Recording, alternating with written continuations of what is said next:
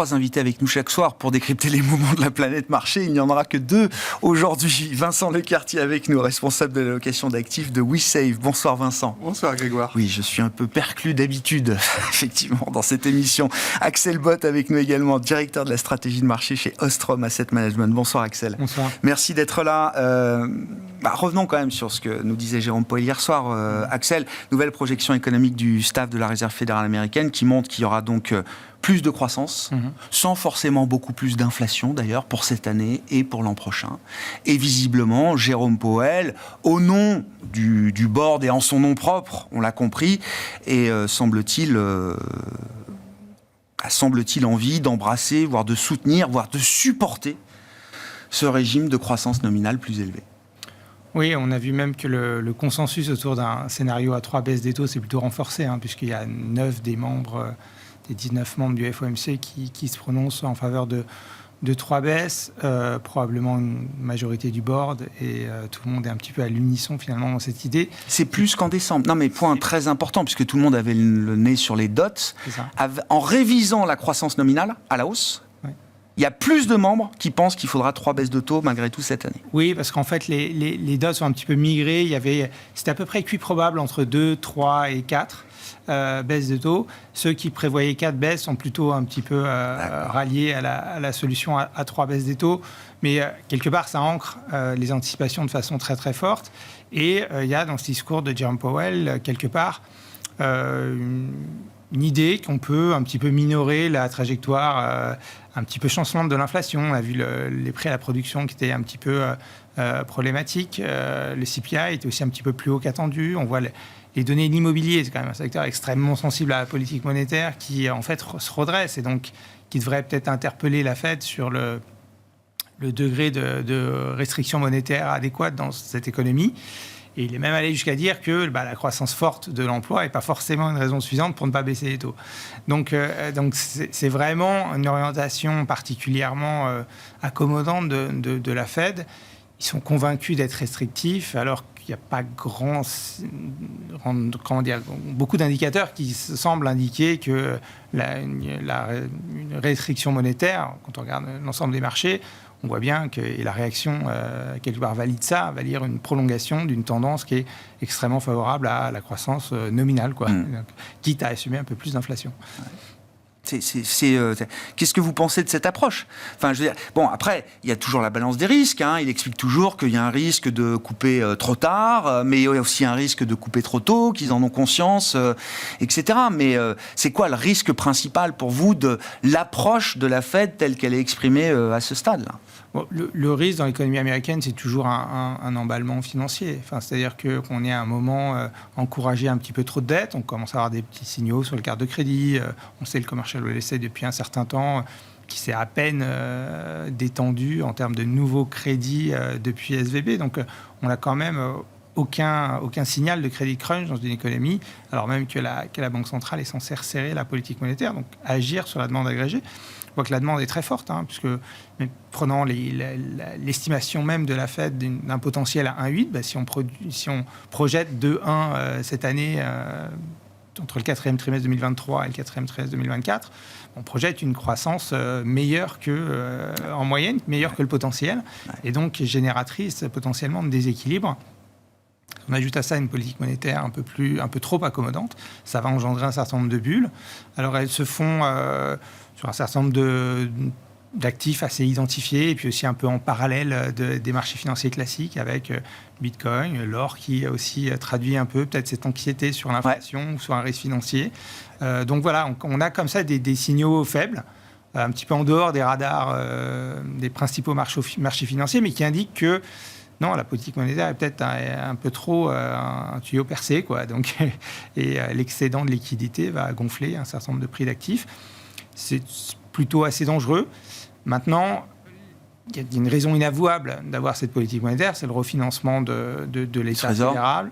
On le sait bien. C'est la raison pour laquelle ils ont déjà préannoncé la réduction du quantitative tightening, c'est-à-dire que le bilan va continuer de se réduire, mais à un rythme moindre. Et quand on regarde un petit peu le profil de maturité du portefeuille de la Fed, on voit bien que probablement, ils vont se caler sur 30 milliards de treasuries en moins, c'est-à-dire la moitié du rythme de baisse actuel à un horizon très proche. Quand il dit fairly soon, ça veut dire probablement dès le mois de mai, on va entamer un ralentissement de la réduction du bilan. C'est ça, voilà, un QT à demi-vitesse quelque part. Et donc ça devrait être aussi un signal favorable au taux et un ancrage toujours plus fort, avec en plus la politique de réinvestissement qui devrait appuyer un petit peu sur les anticipations de taux. Un ancrage toujours plus fort à des baisses de taux qui sont favorables à la revalorisation des actifs. Est-ce que la Fed, à bas bruit, accepte aussi l'idée peut-être que l'inflation reste tiltée au-delà de 2% pour plus longtemps que ce qu'on imagine et que ça puisse devenir à un moment, je ne sais pas, une nouvelle norme, un nouveau régime? Je sais qu'évidemment, si on pose directement la question à Jérôme Powell ou à n'importe quel banquier central de la planète, il vous dira que c'est 2% et que c'est rien d'autre. Mais bon... Il tolère quand même pour l'instant que l'inflation ne sera pas à 2%. Dans la projection, c'est 26. Oui. C'est ça, hein 26, oui, après, c'est la virgule qui fait la différence.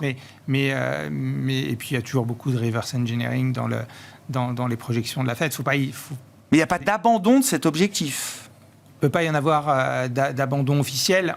En même temps, rien n'empêche de penser qu'un jour, la définition de la stabilité des prix soit un range sur l'inflation. La Banque d'Australie a entre 2 et 3. La Banque de Nouvelle-Zélande vise entre 1 et 3. Donc on peut avoir un peu de flexibilité autour du sacro-saint 2%. Ce ne serait peut-être pas un mal, d'ailleurs, parce qu'on ne sait pas si, a priori, les bouleversements dans le système économique ne font pas qu'on peut être au plein emploi, mais avec un petit peu plus ou un petit peu moins d'inflation. Donc, on ne connaît pas vraiment le degré optimal d'inflation d'une économie. Tout le monde s'est calé sur 2 sans réellement avoir d'argument pour l'ancrer. On sait simplement qu'il faut que ce soit relativement prévisible et relativement bas. Donc voilà, mais un petit peu de mou dans cet objectif, ça peut être un bien à terme. C'est une discussion qu'ils n'ont pas envie d'ouvrir avant d'être revenu à 2% pendant une période. Step by step, effectivement. Step by step. Et puis là-dessus, je pense qu'ils prendront aussi pas mal leurs précautions avant de... Je pense qu'il faudra avoir une période de stabilité autour de l'objectif actuel pour éventuellement envisager d'ouvrir les débats. Vincent, c'est le printemps des banques centrales, c'est aussi le printemps des marchés. Alors, je ne sais pas effectivement quel est le degré d'inflation optimale pour l'économie. Pour les marchés actions, entre 2 et 3%, c'est parfait, quoi. Pour les entreprises, historiquement. Bah oui. C'est exactement ce qu'il faut. Ça permet de doper tranquillement les chiffres d'affaires. 2-3%, c'est mieux que 1-2%, visiblement. Oui, non, c'est très bien. Moi, ce que je note aussi, c'est que d'avoir un petit peu d'inflation, c'est très bien aussi pour effacer discrètement les dettes. Passage. Je pense que c'est une bonne nouvelle. D'entretenir de la croissance de façon nominale, donc en clair, d'encourager les acteurs économiques à se dire je vais pouvoir passer des nouvelles hausses de prix, ça vaut la peine d'investir, etc. Tout ça, c'est plutôt favorable pour encourager l'investissement. Je pense que c'est des messages plutôt encourageants pour la dynamique de la croissance économique. Et au bout du compte, les États ont besoin d'argent, donc les taxes, les impôts sur les sociétés, sur la consommation des ménages, tout ça, c'est un cercle vertueux. Donc je pense que de maintenir un certain degré d'inflation, quand on voit qu'en plus, pendant des décennies, on a eu du mal à avoir de l'inflation, ou en tout cas la crainte, c'était de partir vraiment complètement dans l'autre sens. Donc je pense que retrouver, même pendant quelques années, une inflation légèrement supérieure à ce qu'on avait auparavant, serait pas forcément très inquiétant. Je pense que de toute façon, avec la transition énergétique, il y a un certain nombre de zones qui sont particulièrement engagées dans ce sens-là. Les États-Unis, c'est peut-être un peu moins le cas. Les zones qui sont très engagées là-dessus, on sait très bien que ça a un caractère inflationniste. On sait très bien que la relocalisation des activités des pays émergents vers les pays développés, là aussi, vous payez vos salariés plus cher, donc il y a un caractère inflationniste. Donc je pense que c'est le sens de l'histoire. Je serais quand même surpris que les banques centrales ne valident pas cette situation sur, on va dire, une décennie. Alors, elles vont pas forcément le crier sur les toits, mais je pense que ça fait partie d'une sorte de deal entre les dirigeants et les banques centrales. En tout cas, on ne se ferme pas cette possibilité-là. On ne veut pas se fermer cette porte-là. De pouvoir se dire que, peut-être que l'objectif ou le régime d'inflation, l'objectif d'inflation pourrait être modulé de manière un peu plus flexible. Il avait déjà laissé entendre en disant qu'on va travailler sur des moyennes de long terme, etc. Donc, je pense que de toute façon, c'est déjà dans les esprits. Si je vous ramène aux considérations un peu plus présentes, terre à terre, j'en sais rien. Comment vous comprenez le sens de ces 3 baisses de taux signalées et même dont le signal s'est renforcé à travers la communication des banquiers centraux américains? On lui a posé une question au cours de la conférence de presse, à la fin d'ailleurs. Si tout va aussi bien que vous le dites, Monsieur Powell, pourquoi ne pas ajuster dès maintenant? Pourquoi attendre encore Alors, il y a 2 mandats pour la Fed. Je ne suis pas certain que le mandat emploi soit aussi serein qu'on peut l'imaginer. Quand je regarde les démissions, on est de nouveau au tapis. Quand je regarde les salaires, ça se calme. Quand je regarde la perception qu'ont les ménages sur les créations d'emplois, ils sont beaucoup plus pessimistes que les entreprises. On parle quand même d'avoir, entre guillemets, redécouvert un certain nombre d'immigrés qui apaiseraient aussi pas mal la situation de l'emploi aux États-Unis. Les Américains ayant 2 emplois sont de plus en plus nombreux. L'intérim est de nouveau au tapis. Enfin bref, quand je regarde faibles. Quand je regarde ces différents messages, je pense que je suis pas le seul à percevoir ce genre de choses.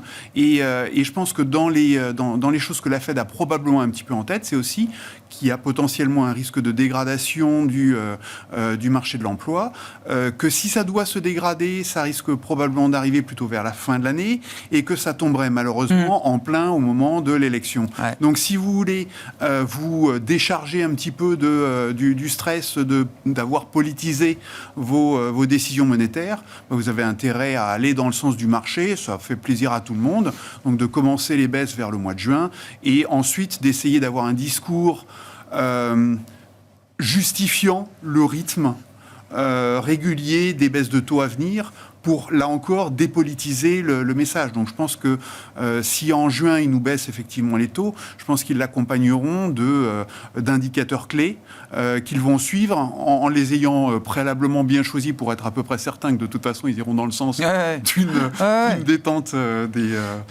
d'une détente monétaire à venir. Donc oui, je pense que c'est nécessaire. Et de toute façon, c'est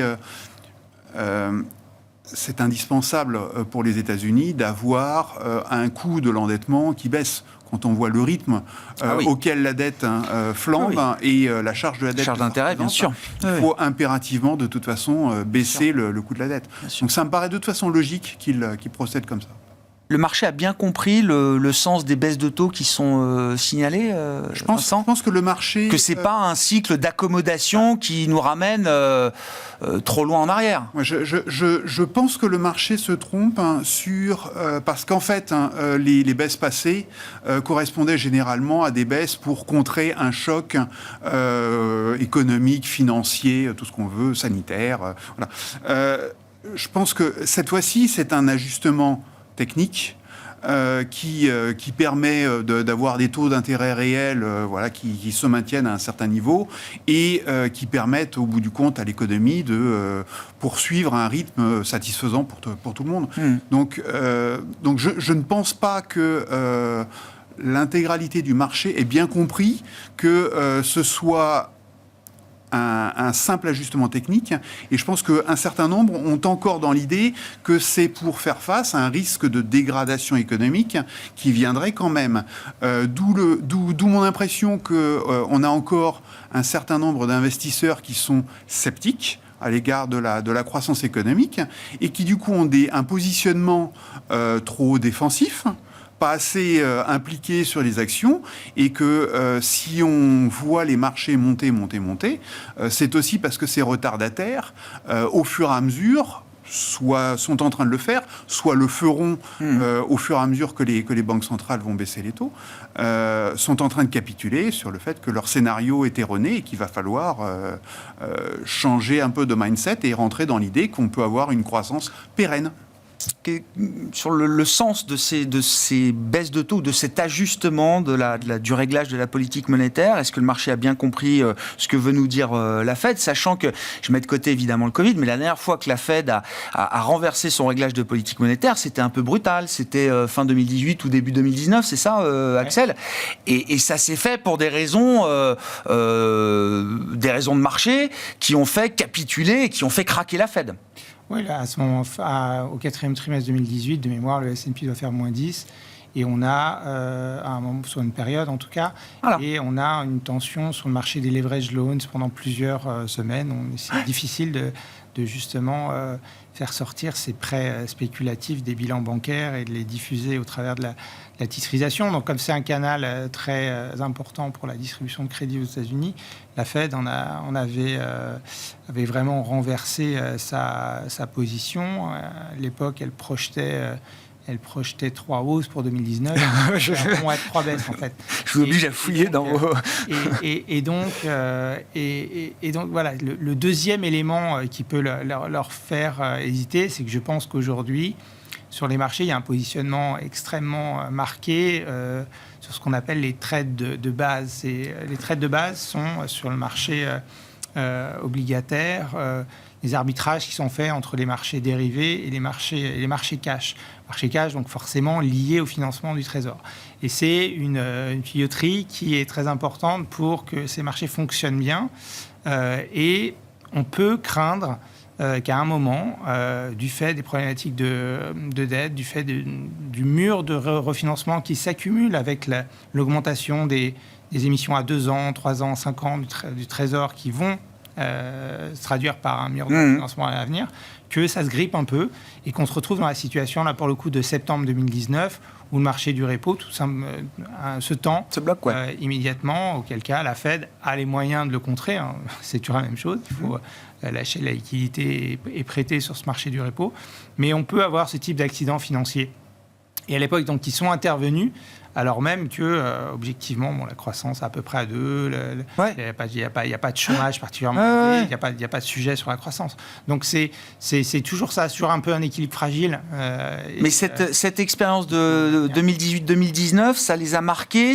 Est-ce que ça se retrouve justement dans cette idée de patience qu'il veut mettre en avant ?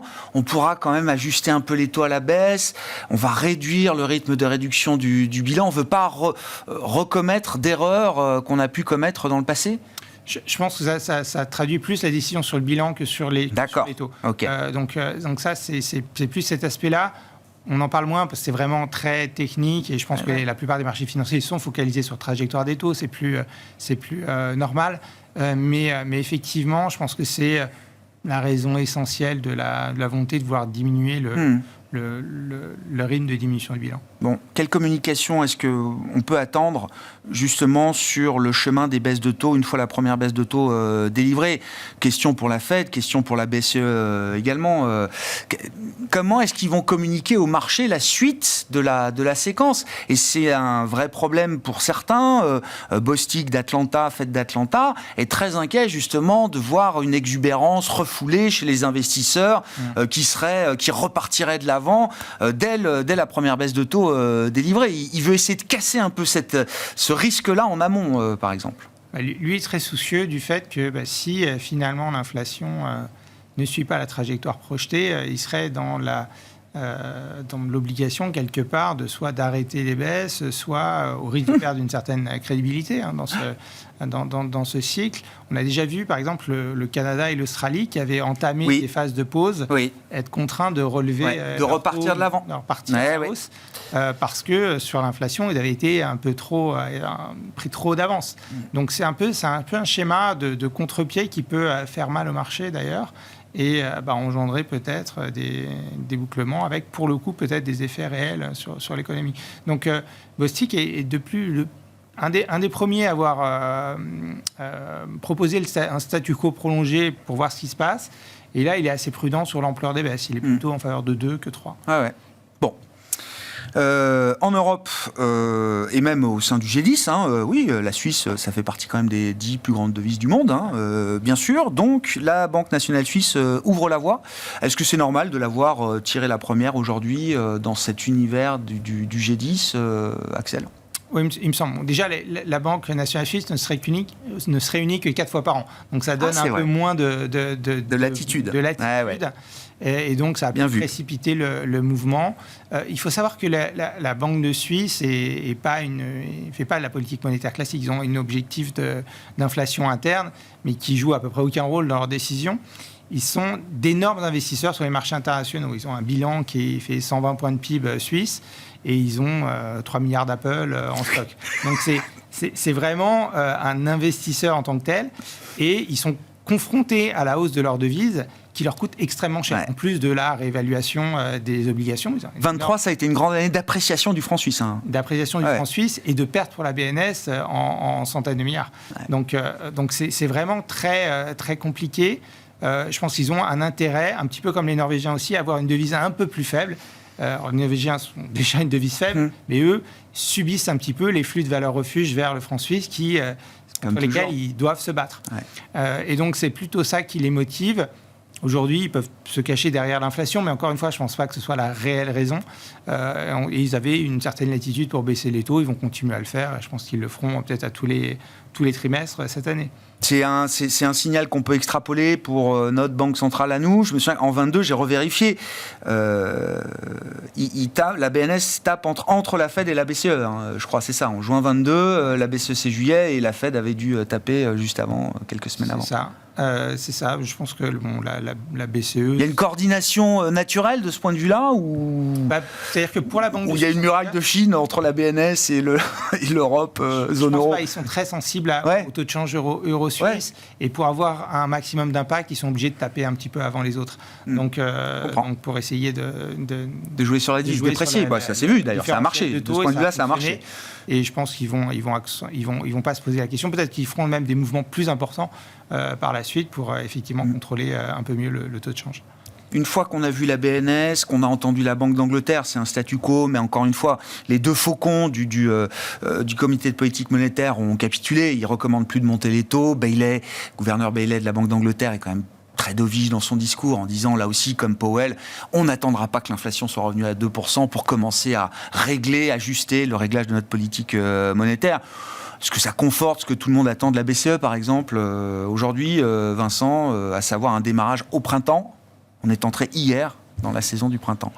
Oui, je pense que... Oui, non, mais c'est plié. Je pense que la vraie question pour la plupart des banques centrales, c'est de savoir quelle est l'ampleur, un petit peu le rythme. Ouais. Mais je pense que pour cette année, c'est pas vraiment un sujet, mais c'est surtout l'ampleur.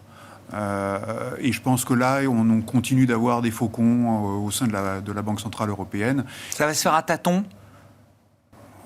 C'est un peu ce que nous dit Lagarde. Elle nous dit on ne s'engagera pas, même après la première baisse, on ne s'engagera pas sur un chemin, on ne vous donnera pas une forward guidance spécifique sur le rythme des baisses de taux. Data dépendante. Voilà. D'accord. Donc pour le moment, ils vont se cacher derrière ce prétexte qui permet d'avancer comme vous voulez avancer. Mmh. C'est-à-dire que si vous voulez mettre en avant les datas qui justifient d'être accommodants, vous le faites. Si vous voulez justifier d'être faucon, vous pouvez toujours trouver des datas qui vous permettent de le faire.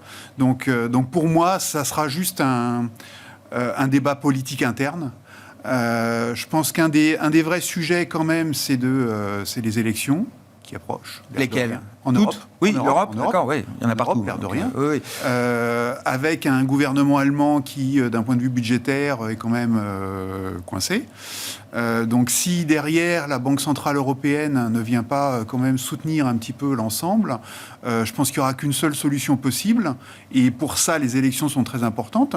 C'est d'essayer d'avoir une mutualisation européenne, donc refaire ce qu'on a fait pendant les crises récentes, c'est-à-dire une mutualisation des dettes à l'échelle européenne. Mmh. Ça, c'est compliqué. Donc, pour moi, les élections européennes sont très importantes à ce niveau-là. Si Je dirais que s'il est encore possible de mutualiser à l'échelle européenne les dettes, à ce moment-là, la Banque centrale européenne peut garder une forme d'indépendance.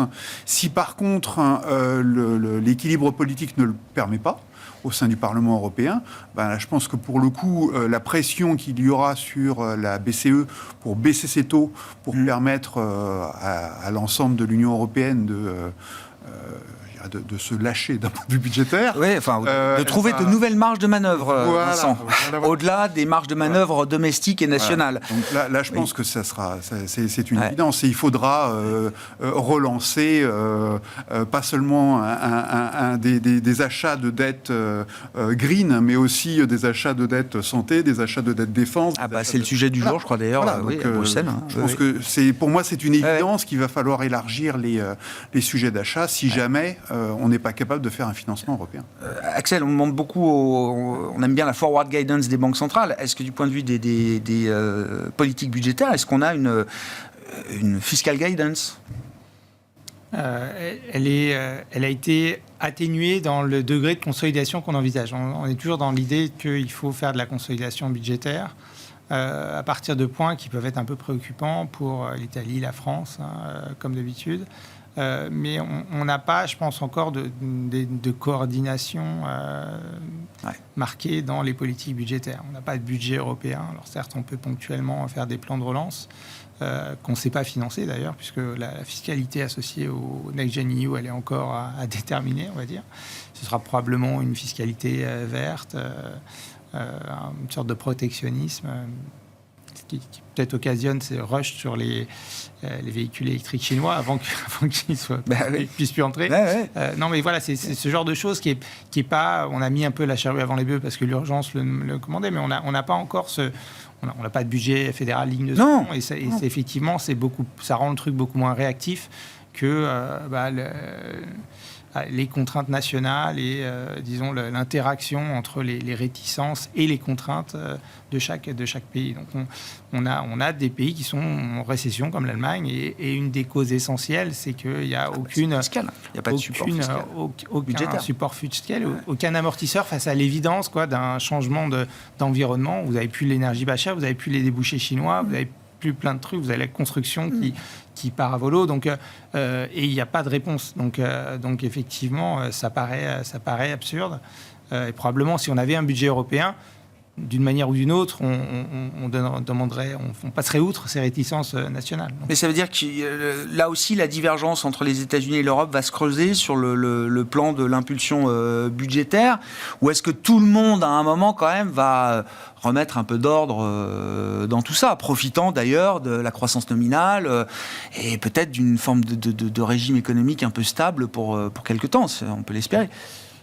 Je pense qu'à court terme, ça va quand même continuer de se creuser. On n'imagine pas qu'il y ait vraiment de durcissement budgétaire aux États-Unis à court terme. Vous avez dans le budget américain, vous avez à peu près les 3/4 des dépenses qui sont gravées dans le marbre maintenant. C'est-à-dire que c'est fait. Il faut augmenter la fiscalité.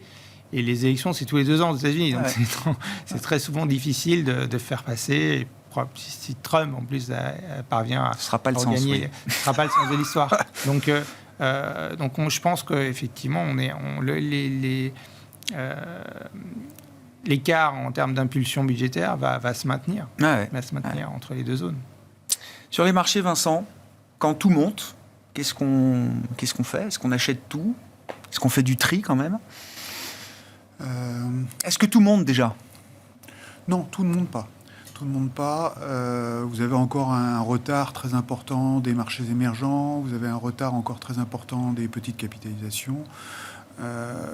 Vous avez beaucoup de thématiques industrielles qui restent encore en retard. On continue d'avoir des décrochages, et ça sur des tas de secteurs différents, de 10, 15, 20, 30% sur les titres. Tant que je vois ça, pour moi, c'est qu'on n'est toujours pas dans l'euphorie généralisée. Donc pour moi, ça veut dire qu'il y a encore des possibilités, mais par contre, il faut être relativement sélectif. Le problème, c'est que des thématiques comme l'intelligence artificielle, on sait très bien que ça va bouleverser beaucoup de business models, et ça dans énormément de secteurs. Le problème, c'est que vous ne savez pas qui est gagnant, qui est perdant. Donc vous pouvez tenter un peu de stock picking, mais vous n'êtes pas certain de réussir votre coup. Donc, vous faites de l'indiciel. Ouais. Et si vous faites de l'indiciel, vous continuez d'entretenir l'achat sur les principaux leaders des indices. Et donc, vous tournez un petit peu en rond sur le fait que les retardataires continuent de traîner un petit peu la patte. Ce qui est vrai, par contre, c'est que la baisse des taux d'intérêt va quand même provoquer, j'imagine, un petit peu de rotation vers les dossiers qui sont endettés. Ça va relancer l'espoir d'avoir un cycle économique un peu pérenne. Ça va relancer l'hypothèse des OPA, puisque vous avez besoin assez souvent de financer votre acquisition. Ça va pérenniser certains investissements. Puisque vous avez des coûts qui sont moins importants. Ça veut dire aussi que les sociétés qui ont une trésorerie colossale et qui, entre guillemets, vivaient dessus, parce qu'elle était extrêmement bien rémunérée depuis 2 ans. Un peu moins de revenus financiers de ce point de vue-là. Exactement. Ouais. Donc tout ça, pour moi, ça justifie quand même d'avoir un petit peu de rotation vers les small caps, vers les émergents. Vous voulez pas sur les émergents, faites de l'Europe, puisque de toute façon, l'Europe, vous jouez les émergents indirectement. Donc pour moi, il y a moyen quand même de... On se pose la question d'avoir de l'Europe après se demander s'il faut avoir des émergents. Pour moi, il faut le faire avant les émergents. L'Europe ? Ah oui. Ah oui, d'accord. Non, mais d'accord. Non, parce que vous disiez, j'avais l'impression que dans la chronologie, c'était est-ce que je fais des émergents et si je fais pas d'émergents, je vais peut-être faire de l'Europe. La tentation, c'est de regarder une valo. Si vous regardez les valos, vous allez d'abord sur les small caps, vous allez sur les émergents et ensuite vous vous occupez de l'Europe. Pour moi, les small caps américaines, dans la mesure où c'est le marché leader, pour moi, c'est une évidence que s'il faut le tenter quelque part, c'est là qu'il faut le tenter en priorité. Ensuite, pour moi, il faut aller sur l'Europe, parce qu'avec l'Europe, vous jouez la dynamique économique américaine, mais aussi celle des émergents. Et comme il y a quand même une forme de recentrage, il y a quand même une dynamique de relocalisation d'activités qui se produit.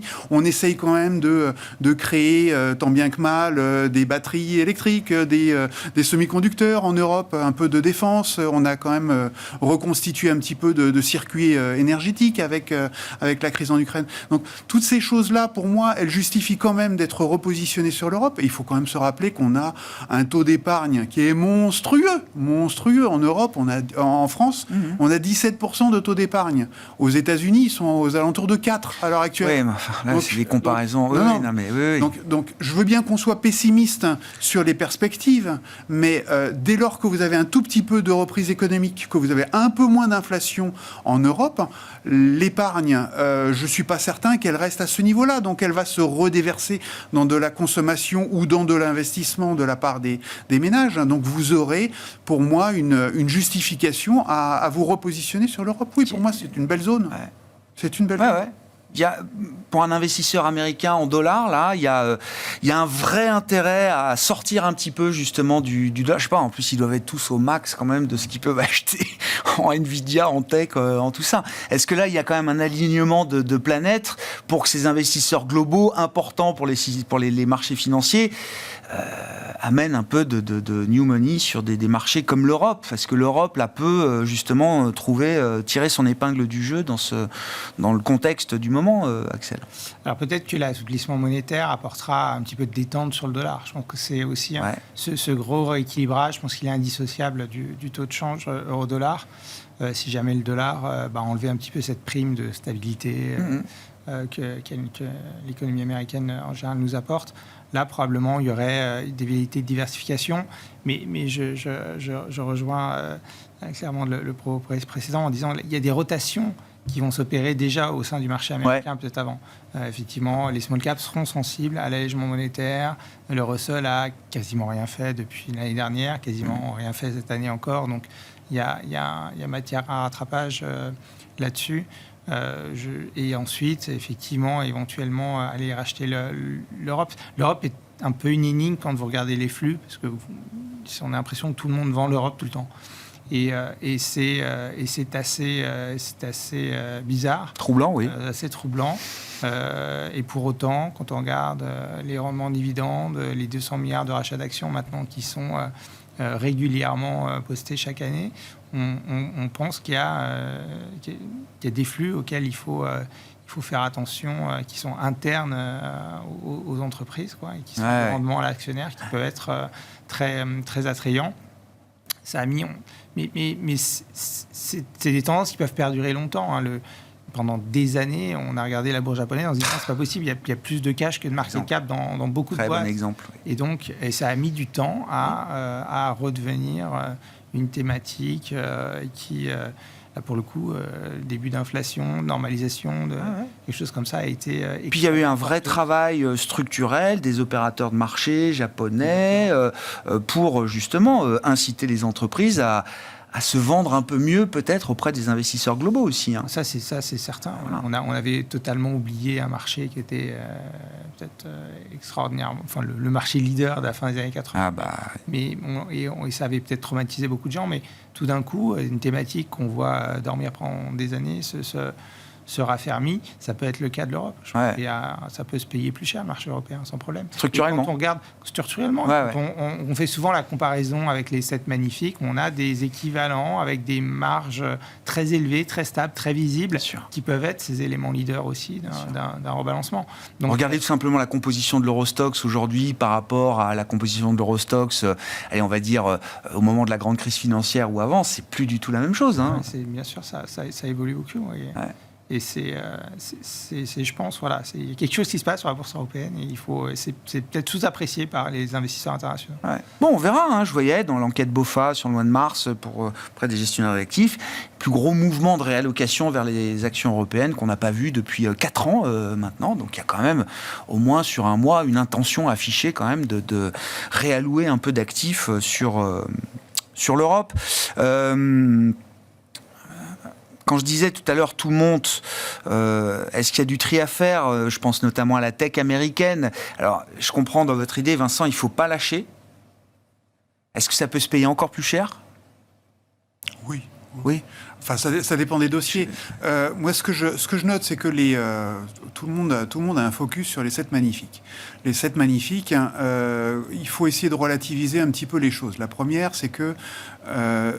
si on cumule l'année 2022-2023, tout le monde n'a en souvenir que 2023, qui a été fabuleuse pour ces dossiers. Mais si on cumule les 2 années, on se rend compte à ce moment-là que 3 des 7 magnifiques étaient dans le rouge cette année-là, et que la moyenne des 7 magnifiques sur 2022-2023 faisait moins bien que le CAC 40. Voilà, donc il y a des choses. Voilà. Il y a des choses c'était déjà il y a 2 ans qu'il fallait jouer l'Europe, alors. Mais certains l'ont fait.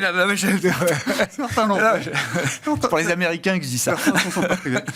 Donc déjà, je pense qu'il faut essayer de relativiser un tout petit peu les choses sur la performance et il faut regarder aussi le caractère opérationnel, c'est-à-dire que ces sociétés sont en situation de monopole, quasi-monopole, imposent leurs tarifs et ça à travers le monde entier, et quand bien même CF Apple aujourd'hui, quand bien même les autorités essayent de leur tordre un petit peu le bras une fois de temps en temps, ça va leur coûter quelques milliards, c'est-à-dire une semaine d'activité, et puis merci, au revoir, circuler, il y a rien à voir. Donc déjà à ce niveau-là, je pense qu'il faut bien comprendre que tant que les autorités américaines ne voudront pas casser les modèles de ces sociétés, elles vont continuer de performer, elles vont continuer d'être en situation de monopole ou quasi-monopole. Ensuite, il y a une très grosse partie de la tech américaine qui est resté complètement en arrière. C'est-à-dire que le gros du Nasdaq, il était dans le rouge et non pas dans le vert. Donc cette partie du Nasdaq, je serais surpris qu'avec les développements de l'intelligence artificielle, même si c'est de l'IA washing, je serais surpris qu'il n'y ait pas beaucoup de ces sociétés qui ne soient pas capables de mettre en avant, que ça soit réel ou faux, une forme de compétence dans ce domaine et du coup avoir une réappréciation, une revalorisation de ces titres. Donc je pense qu'il faut rester positionné sur la tech et de mon point de vue, on numérise de plus en plus nos activités, nos vies courantes. Oui, c'est incontournable. À tous les niveaux, que ce soit au niveau de l'entreprise ou de monsieur Vincent Lequertier, dans sa vie courante, moi j'ai de plus en plus de numérique. Donc pour moi c'est logique de m'investir de plus en plus sur des thèmes qui sont des thèmes de l'avenir. d'une certaine manière, pour moi, c'est simplement une industrie comme une autre. Alors, on fait un focus dessus parce que ça s'appelle tech, mais il y a quelques années, il y a quelques années de ça, un dossier comme General Electric ou je ne sais quoi, c'était des stars. Elles ont été les blue chips de l'époque, oui, bien sûr. Elles ont éclaté, très bien. Ouais. Et peut-être que ces dossiers éclateront demain. Mais il faut pas, en tout cas, je pense, sous-évaluer leur potentiel et imaginer que tous les dossiers se payent cher. C'est pas le cas. Je crois que les Max 7, c'est moins de 30 de PE si on prend le groupe aujourd'hui. C'est ça. On est un exemple comme Nvidia. Combien vous dites, Axel? Non, je pense, j'aurais dit un peu plus, mais... Un peu plus Tesla, c'est quand même bien... Oui, Tesla, ça drague un peu le groupe. Oui, bon, voilà. Nvidia, sur l'année prochaine, PE de 25, on est à 37, je crois, sur Hermès. Ah bah mais c'est pas la même franchise. Hein. Ah mais on est bien d'accord. On est bien d'accord. Hermès, ça existe depuis les marges d'Hermès, c'est 65. On doit être à 75 sur Nvidia. Ouais, donc non. Mais Hermès, ça dure depuis très longtemps. Oui. Nvidia est très volatile. Il y a encore des années devant elle pour prouver la résilience d'une franchise au même niveau que celle d'Hermès. Ça fait des années quand même qu'elle est là. Hermès au plus haut historique, quel que soit le sort de Kering ou des autres valeurs du luxe. Hein. Il faut le noter. C'est un monde à part. Merci beaucoup, messieurs. Merci d'avoir été les invités de Planète Marché ce soir. Vincent Lecartier, responsable de l'allocation d'actifs de WeSave, et Axel Bott, directeur de la stratégie de marché chez Ostrom Asset Management.